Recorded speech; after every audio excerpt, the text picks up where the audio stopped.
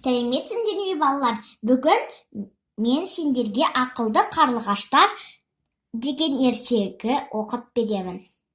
Ауылдағы оңаша тұрған бір үйге қос қарлығаш ұя салып балапан шығарған.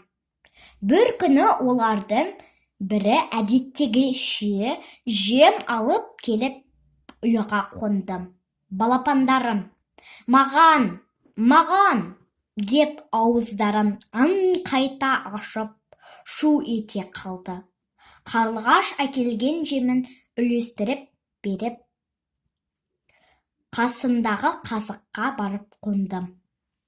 Сол кезде бір балапан қылт-қылт етіп ұя шетіне шыққан. О байғұс, қанатын жая керілемін деп байқамай ұядан құлап кетті.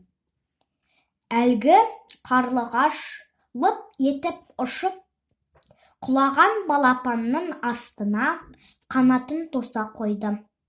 Сөйтіп оны жерге жайлап түсірді. Содан ол қарлығаш дереу сыртқа қарай ұшып кетті де, сәлден кейін ақ екінші қарлығашты ертіп келді. Екеуі өз тілдерінше шық ете сөйлесіп, құлаған балапанның қасына барып қонды. Оларға енді аулада жүрген қара мысық та назар аудара қалған.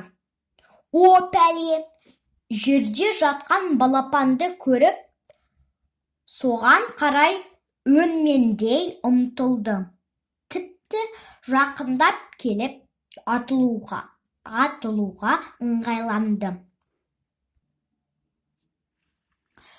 Оны көрген қос қарлығаш ұшып қонып жан таппай кетті.